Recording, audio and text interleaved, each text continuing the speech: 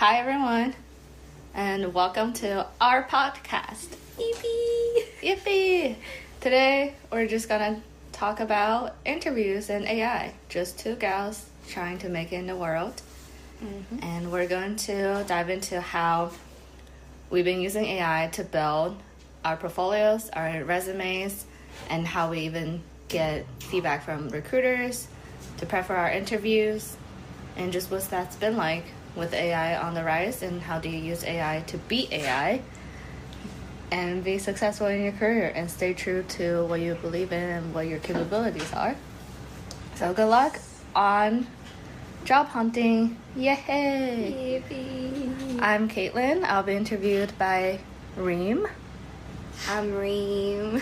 What's up? Reem and I know each other for quite a few years. I did her mock interview, and that's how we started. Oh, that's a crazy route. That is so long. So started when you interviewed me as a mock interview, and now I'm interviewing about how you did how in I real life. interview. That's crazy. It's a full circle. It is really a full circle. Dude. Damn, this interview is what keep us We gotta keep interviewing. That's We funny. can never settle on one job. I mean, yeah, that's fair.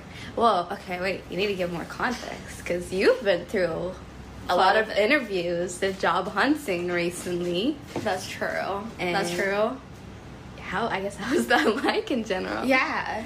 Should I start by like why I'm looking? Yeah, you should start like timeline. Like, when did you start looking, and Okay. what prompted that?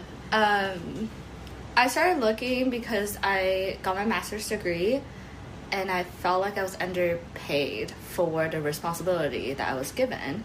So I was like, maybe there's other places. And I always knew that our place was not the most mature in terms of product design or user experience. So I always wanted to make sure that I never fell behind the industry. So this year, I also got my green card, which was a big issue on work visa end. So I'm like, okay, maybe like this year I'll be very like proactive on it, because I know now I don't have a hurdle to go through. So I started working on my portfolio probably starting October 2024. Okay. I was just like trying to start it just so that I can start collecting my thoughts. And it helps that one of my friends, they're also going through it too. So they started before me even. Okay. And we're like talking about it. If you hear any noise, that is our cat Sneakers having the best time of his life, zooming. But yeah, so I started doing that, and then I got more serious around January, earlier in 2025, because I think there's changes around the world that it felt like the right time to really be more serious about it and look after myself and where I want in my career. Yeah, that was a rough time too. Like, Yeah. the market was probably like rough. Yeah. Wait, when you started back in October, was AI a big thing back then? I've been using AI for like quite a few years. Really? Oh yeah. Yeah. Like I use it for like user research, because you know how like we have a harder time access to end users. Yes, that is true. So I just sort of like use AI as a synthetic end user. Okay. It's like, pretend like you are blah blah blah. Tell me, if you were XYZ, how would you go about this? What is your user journey? What are tasks to be done? So I've been using AI since, I guess, like ChatGPT came out. Okay. Yeah, not that long, but been some time. That And it makes felt sense. natural to me to like prompt stuff. I don't know why. It just felt natural to like think of it as just like a friend, but you don't trust your friend as much. So they're like, we're confidential here. Yeah. Interesting. Okay, so did you use it for interview stuff, like to build your portfolio back then, or I guess when? Oh, no, I didn't, because You I didn't didn't? want to. Actually, yeah. So I didn't want to because I was like, I know what I'm doing. I know I'm good at this kind of stuff. And I did portfolios before, where like out of college, like when everyone's doing portfolio and resumes. So I was like, back then there was no AI to help you. But your friends are reviewing it, so I started without that. So you're like, I've done this before, this shouldn't like... It's the same thing. It was just this time I'll have more content. Okay. Alright, so then 2025, what was it like after January? It was really rough because I applied to a bunch of like jobs and I'm not hearing back at all. And my resume was very simple. Because I saw someone from Apple, and their product design resume was like, I worked at Microsoft, Amazon, Apple. And that was it. It was like 3 sections with their education degree. And then I was like, I love the simplicity. I just love the design and everything. So I tried that. And it was really simple. And I wasn't getting much, so I asked one of my friends at a tech company. I was like, could you look at my resume? And they were so nice about it. And that was one of the first feedback was, your resume is so empty. Like, was that the first person who reviewed, like, your resume? Like, okay. Yeah. And then they were like, your resume is really empty. Like, you need more to it. And I was like, what do you mean? Like, I want simple. Like, because, you know, for design, I think minimalist is usually... preferred? Yeah. And it's like a standard? Yeah, and it's more impactful than, like, you're just packing so much stuff to That's it. fair. But they're just like, no, like, you need to pack. And then they have done job hunting a little bit more recent than the last time I was. So I was like, okay, like, we'll do more. And they start asking me questions. They're like, what did you do? Yeah. What are the metrics? Like, what happened? So I was like, oh, okay, like... I bet that felt do you feel like that was discouraging in a way where it's like, you have to revamp everything now? Or, like, how did it feel at that point? Was it defeat? I don't know, like, what was it? I think I didn't think about defeat or anything because at that point I wasn't getting any hear back. Okay. And this person obviously have a really good job and they're giving me advice, which is I'm really happy about it. And I also appreciate the way they went about it. They were like, let's look at it together. Okay. So they literally hopped on a call. We opened a Figma file and they pulled my resume in and they're like, this is your resume. This is another friend. Like, my friend's also job hunting right now. And this is their resume. Let's take a look. Okay. And then they already have, like, 3 different examples for me. So it made it more seem like it's collaborative. Like, how do we make your resume more attractive? Okay. And I think I was defeated, but I needed, like, a light, if that makes sense. And that was the light. That was helpful. Okay. Yeah. That makes sense. When would you say, around when was that, like, of this year? I guess I'm trying to get a timeline of when AI kind of came into the image and what was the cause of it, if that makes sense. Yeah. Okay, so at that time, that's when AI came in. Because I think it was around, like, January, February. It was so, like, kind of gloomy winter time. So they were, like, asking me questions. And they're like, what do you think about this? Blah, blah, blah. And then I started writing them in a huge, like, paragraphs. And then... they're working on a version of my resume. I'm working on a version of my resume because it snapped to me. I can't have very simple stuff because nobody knows what I'm doing. I need to tell them by my resume. So I started typing a lot. And then I was like, wait a minute. Whenever I type a lot, I like to use AI to summarize it. So that I can communicate a clear, simple story. Because I know even like when we do things at work, like on Teams or Slack, I tend to write giant paragraphs, but then I know people don't read. Yeah. So I usually copy paste that into AI, have it in a shorter, more punctual way, so that when I send you the message, it's easier for you to read through it and then you get the key points. So I found myself doing the same thing in the resume. Like when we were working on it together, I was like, oh shit, I have like huge paragraphs. I should probably summarize it. And that's when AI came in. How did you, because, like, you always get this thing where it's, like, you can tell when something is written by AI. Like, you know, a lot of times you get that. Yeah. Even, even that's, I guess I have a struggle. Like, even not even through writing resumes or interviews or cover letters. It's, like, you read a statement. It's, like, I can really tell that's written by AI. How did you translate that to work better in your resume in this case? Or did you, like... Right. I think I went through a lot of iterations. Okay. Like, at first, I would just, like, you know, giant paragraph, dump into ChatGPT, summarize it, and then I'll paste it back to my resume. Because I'm like, oh, you like, I gave you content, and you summarize it back to me. And then looking at reading AI writing became more apparent as I use AI more and more. And I was like, oh shoot, I don't want people to think this is an AI generated, therefore your credibility drops. Because it's like I actually did the stuff. I just needed someone's help or some sort of tool to tell the story. So I started giving a prompt saying, using my tone, because small as my paragraph it is, I still have a writing style. Yes. So I just said using my tone. I never thought about that, weirdly enough. I never thought of asking it to do that. Yeah, because I'm like, if you're mimicking a generic profile, then mimic me. Like, I'm the generic profile. Like, I am the generic profile. Talk from my perspective. Whoa. So then it, like, did a little slightly update on it. And then I think I also proofread it a little bit more. And that was ChatGPT. ChatGPT will do it, make it into my tone, and then I read it, and then I'll change it a little bit so that it fits in how I normally would want my resume or a cover letter to look like. Did it not frustrate you? Were there not points where you just wanted to throw your agent away? I think, was I frustrated, or it just felt like an endless wait? Which one was it? Like, to hear back from the jobs? No, like, from AI. To getting AI to, like, word stuff in a way where you were happy with it. No, I just start over. I didn't feel frustrated because maybe this is a generation differences. I remember when I grew up, like, the computer, like, we still have to dial in a phone number to get online, to get on the internet. And it was so frustrating. Like, things are so frustrating. Internets are not always connecting, or, like, Google search are not giving you what you wanted. I feel like the internet trained me and built me up to this moment where I'm just like, oh, you didn't get it? All right, let me start over. Dang. And I'm usually able to read a response to figure out why it didn't get it. And I'll reward it differently. Okay. And also be polite. Polite, yeah. Polite goes a long way. Say thank you to it. After you're done. That's crazy. Yeah. Okay. Does it frustrate you? I feel like I do come to a point, I guess I generally struggle with just wording stuff on my own.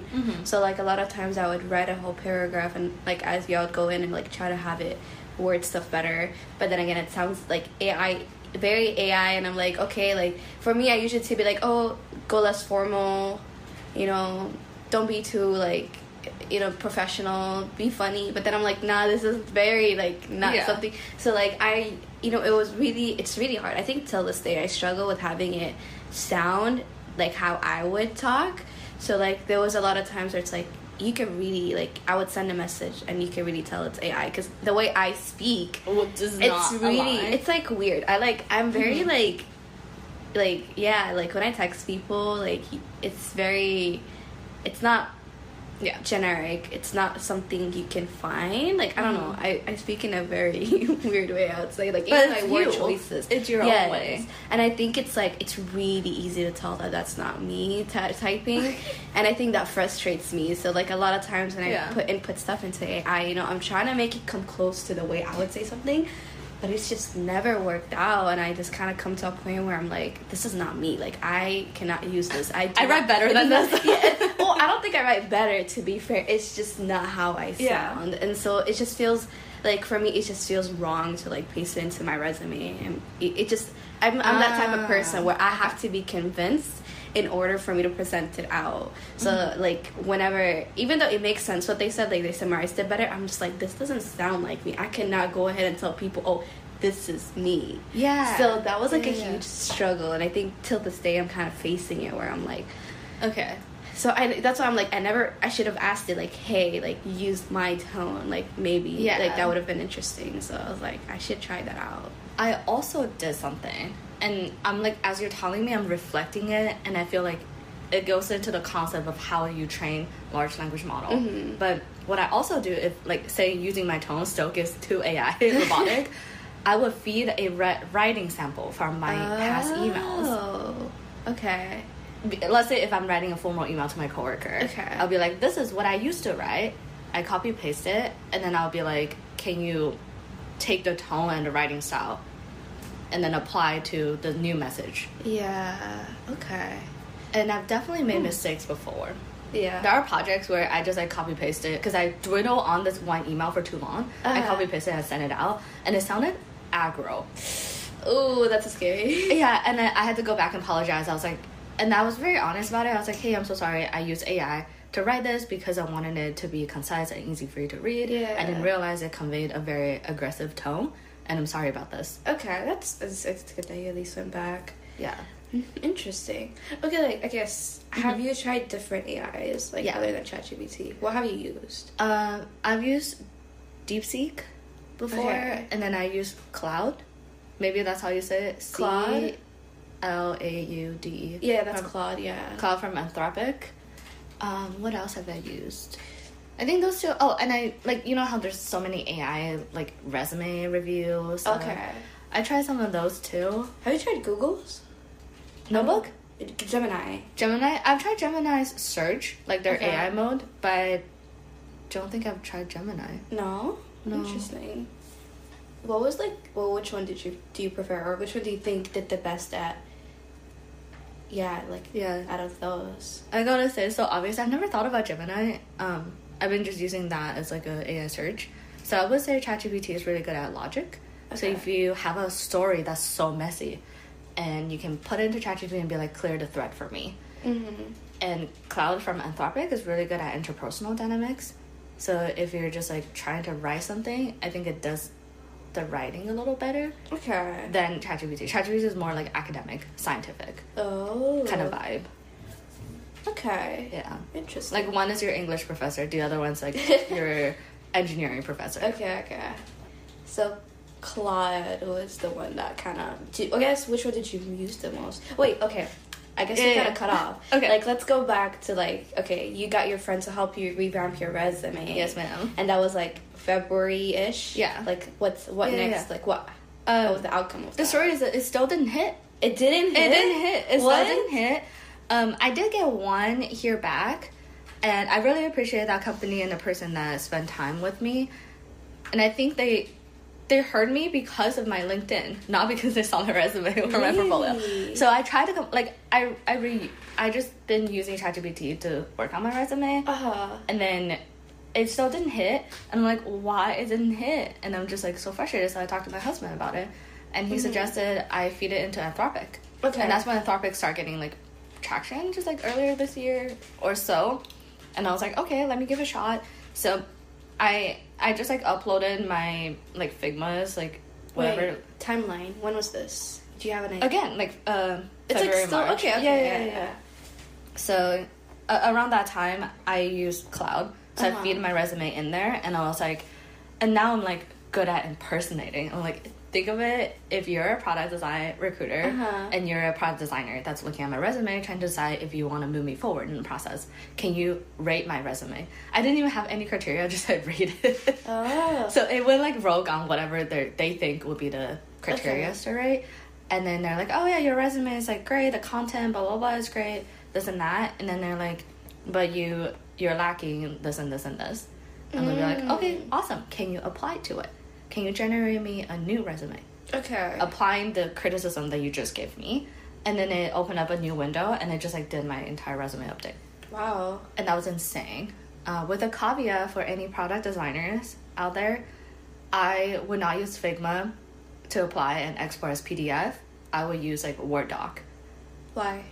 Because it doesn't really run through the ATS really well. It doesn't break down the English words really well. So when you go through automatic scan, it doesn't scan like one word. How'd you find that out? I ran through the ATS scan. Okay. Well, then I saw it and I was like, whoa, this is frustrating. What is that? The ATS? ATS scan. I don't know what ATS stands for, but I think it's a mechanism that you feed your resume in, and they scan your resume and see if there's any good keywords, and it gives a rating. Okay. But recruiters still have to look at your resume. This just sort of like a aid, like assistant for them. Oh. Okay, wait. Let's find... I'm curious what ATS means now. Look it up. Applicant Tracking System is a software for recruiters and employers to track candidates throughout the recruiting and hiring process. Okay. I didn't know what that meant. So that was how you found out that a lot of stuff weren't getting picked up from your resume after you went through that scan. Yeah, because that same friend that helped me with the resume was telling me, look at a job description. Like, pick any job description and tailor your resume towards that.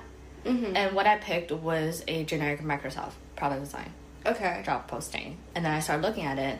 And then some tools out there on the website where you can feed them a job description and feed them your resume. And they'll try to see if it's matching. Oh. So I tried that on the export PDF on Figma, and it's not giving me the really good matching score. And I also talked to other people about it, and they recommend like just use plain Word, but I don't like, you know, the generic Times New Roman resume generated from Word. So luckily Apple has Pages, and they have like a little modern resume template. Okay. Honestly, I just used that. And I just like changed it to like a little bit more personality, such as adding a color to it or changing the hierarchy of the font so that it fits my own resume better. Okay. And through that, I also talked to a recruiter who I met during my university years. And I'm surprised they still remember me, and they did a 6-minute consultation with me.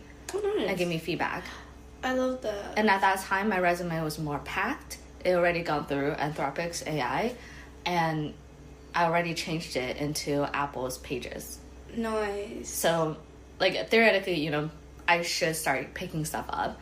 So they were telling me stories, and then one thing that capped me was I only have 1 job experience. Oh. I never had any other jobs out of college. I only had 1 job. But I would think that's a good thing, though. it is really good thing, but all people, and what I put on my resume was my final title. Oh. So you can see on my LinkedIn, I was product designer 3. And then I just like put 3, and then I put my latest accomplishment there.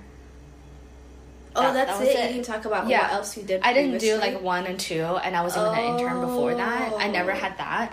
And the recruiter recommended, since I have such a good length of years, which a lot of companies really value, I should break it down so that they can see how I leveled up and how each of my levels, my responsibility change. That's a really good point. And that was crazy to me. I was like, oh, I didn't think about that. So then I broke my resume down to like intern 1, 2, 3. Well, yeah, and then that kind of gives you like a little time frame to see how long it took you to level up. So that's like also a key insight. Yeah. Now I'm curious. And then I tried to, at first, I was trying to do product design 3. And then instead of saying that, I was branding myself as a senior product designer. And they gave me a little cautionary advice because our company isn't proper like tech company.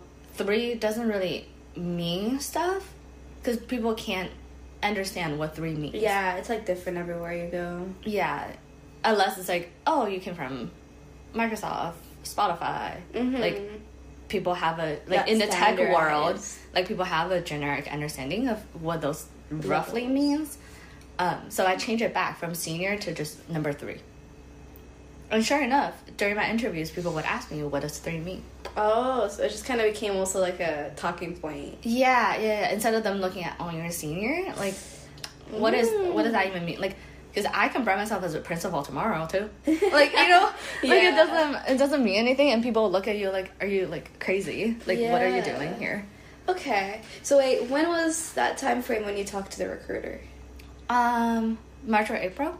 March or April, okay. Yeah. So then after you talked to the recruiter, and at that point you had a packed resume. Yeah, and interviews start coming in. They started coming That's in. when. I also want to thank another friend who also reviewed my portfolio. Okay. And they were very candid. Because of the stuff that we work on is very convoluted. Like, we're smart people. But we don't work on e-commerce. We don't work on a feature in Spotify where it's like, oh, I work on the search feature on Spotify. Oh, yeah, and they can't just go in and see. Yeah. And then sometimes the concepts are harder to understand. What do you mean the tectonical plates are moving and you're injecting carbon in it and you're evaluating a single number, whether that's risky or not?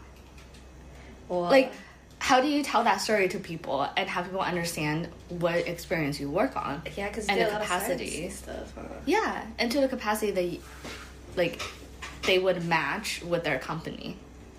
Oh, how did you go about that? So that was really hard. My portfolio was a mess. Even though I used AI, I like tracked it. I recognized the consistent feedback I was getting is your portfolio does not tell a story. I'm like, what does that even mean? Like, what do you mean? I'm telling you the story. And I think I recognized that when I was telling the story, it's a little bit of everywhere because there's so many little nuances and it's very technical and domain focused. And people don't understand when I'm telling them a story. They have a harder time following. So what I did was I go back to AI and I did a lot of writing prompt. So I don't remember, I don't know if you have that experience, but there's a book, like a little notebook and reflection book that you can get from Barnes and Nobles a while ago, where it says like they give you different writing prompts. Uh-huh. They're like, oh, think of a time when the snow falls. How does that make you feel? And you like write a little short story or whatever. Interesting. Yeah. I really enjoy those little prompt stuff. So then I thought about it. I was like, oh, that's a story. And who's better to tell a story for me if I just like spit out my thoughts? ChatGPT, right? Okay. They're really good at logic and certain things out. So what I did to ChatGPT was, hey, I'm doing my portfolio. You have access to my link. Read it. And then they were reading it. That now they have the context of which project I want to do. And then I was like, give me some questions. Give me writing prompts so that we can craft the story together. So I'm not having them like pull it out of thin air. Yeah. I'm gonna give them content. I recognize if you generate things out of thin air, it does not go well. And was this the free version of ChatGPT? I paid. Okay, you paid for it. Okay. Yeah, I paid for it because I was like, this is a really good tool. Okay. So I started paying it. Okay. And I was like, maybe I'll just cancel it when I'm done. Yeah. I haven't canceled it because it's helping my life. life. We call it the Oracle. The Oracle. How much was it? I don't know. Like, I think I paid $25 per month? Yeah. Okay.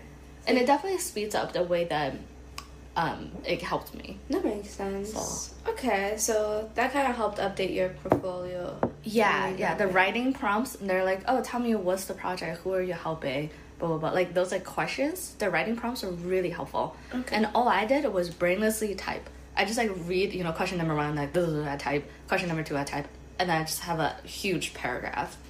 And I just hit enter, and it's, like, processing my words.